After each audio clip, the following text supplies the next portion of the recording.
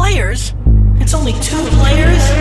Oh no! Hey Dad, do you think maybe I could get another game for the Atari? I'll play it all the time, I promise. You don't hardly ever play it now.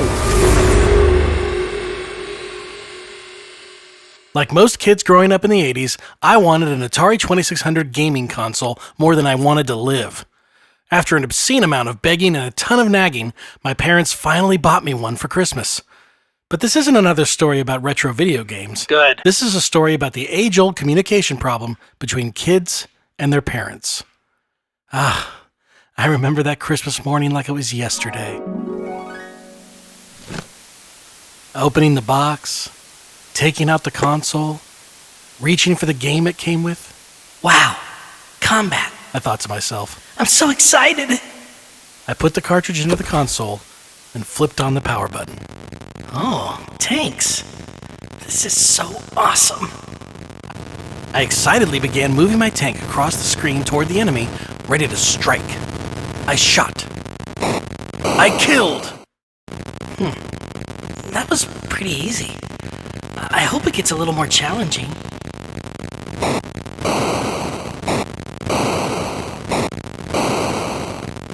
Why isn't the other tank doing anything? Let's try planes.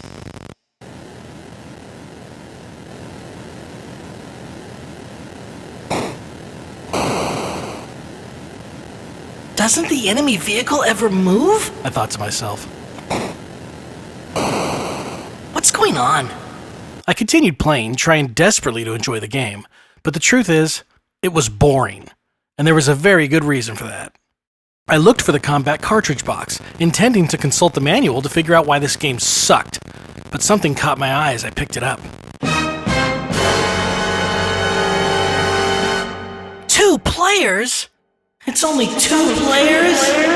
Oh no! That's right, combat didn't have a 1-player setting, it required 2 players. What were they thinking? This left me, who at the time was an only child, with only my parents to play it with. I was a little disillusioned, but such was my fervor for video games I decided to press on. I turned to my parents, who were sitting on the couch in the back of the room. Hey Dad, wanna play this with me? Oh, Mom, wanna play? Oh, honey, I wouldn't know what to do. Please, Mom. I begged. It's only 2 players. Okay, honey, I'll try. I had little faith that my mother could even begin to play this game, but in my despair to enjoy my new video game, I gave my mom the controller and hoped for the best. Okay, get ready. Here we go. The battle began. No, Mom, you have to move. Try to shoot me. Try to get away from me. I'm trying, honey. I don't really grasp what's going on. Aren't I moving? I think I'm moving. I can see myself moving across the screen. My heart began to sink as I realized that there wasn't going to be a way to enjoy this game. My only video game. I took the controller back from my mom and continued aimlessly moving the tanks and planes around the screen, putting in just enough time so that my parents wouldn't think they'd wasted their money, because I knew what had to happen next. I needed them to buy me another game. I quickly made a plan and began to execute it over the following weeks. I'd catch my mom cooking dinner or doing laundry and bend her ear about the game in a nonchalant, relaxed tone, explaining that it was only 2 players, but letting them know how thankful I was that I had gotten the Atari in the first place. I didn't want to come across as ungrateful.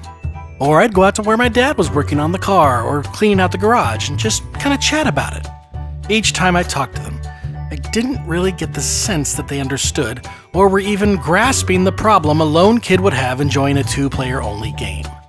Still, after 2 or 3 weeks of talking about it off and on with them, I caught my dad right as he got home from work. Oh, perfect timing. And decided to ask for another cartridge.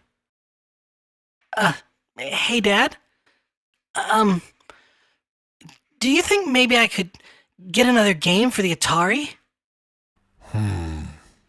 I don't know, bud. That present cost us a lot of money, and if we were Please, gonna... Dad. I'll play it all the time, I promise. Play it all the time? You don't hardly ever play it now.